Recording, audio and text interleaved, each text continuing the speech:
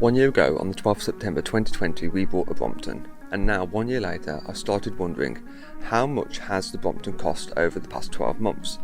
And you know what, I thought there would be a lot already out there on this subject, but it turns out there was hardly anything. You know, there are lots of videos on YouTube about Bromptons, how much they cost to buy, are they value for money and so on, but hardly anything on how much it costs to maintain. So this video is going to focus on exactly that. What is the real cost of a Brompton in terms of maintenance over the course of a year? Exchanging a car for a Brompton has been a great experience without a doubt, and something I'll never go back to.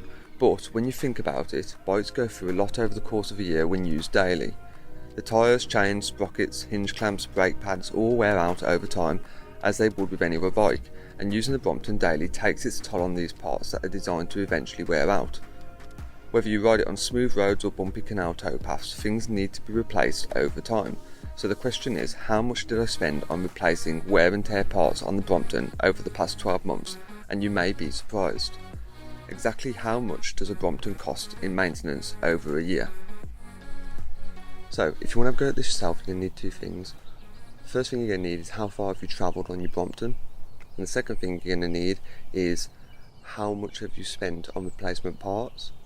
So regular viewers to the channel will know that I use Strava to record all my journeys, whether that's 1 mile down to the shop or 11 miles into the city on the commute.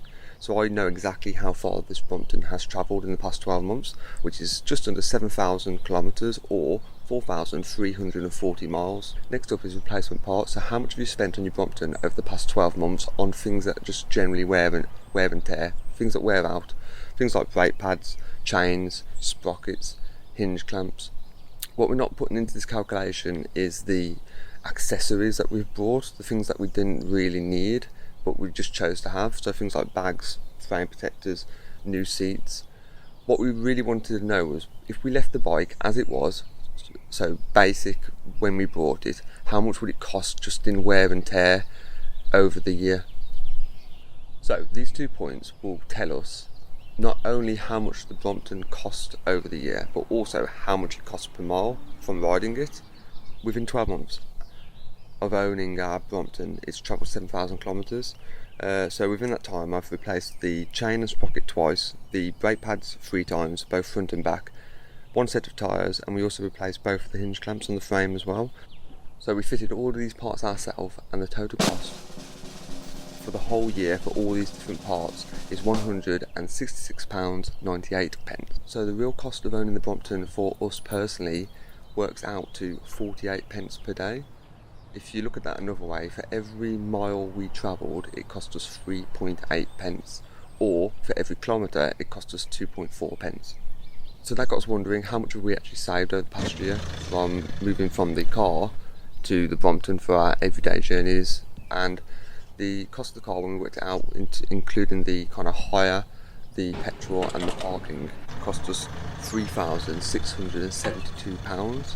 So our little Toyota Aygo was costing us £10.06 per day, or 84 pence per mile, which is a massive difference compared to riding the bike. So to sum it up, same as from last year, been 3,505 pence. So we're really glad that we switched over to the Brompton. You know, we're a bit healthier for cycling around everywhere, a lot less stressed out from not getting stuck in traffic, and we have a more enjoyable journey from A to B as well. And you put it into perspective, I could have bought 3 Bromptons in the space of a year from the savings of riding the bike rather than the car. We started the channel just to kind of share our experience of the Brompton, and some of you guys have been here from the very beginning. You know, you put up with the bad audio, the bad videos of some of our early videos, and you're still stuck around despite all of that. So I really want to thank you, and I really appreciate that. Hopefully you enjoyed the video. Every video we make, we try and make it a bit more interesting for you, and hopefully you enjoyed this video. So with that said, if you have any questions or comments about the video, put them in the comments section below. I hope you enjoyed it, and we will catch you in the next one.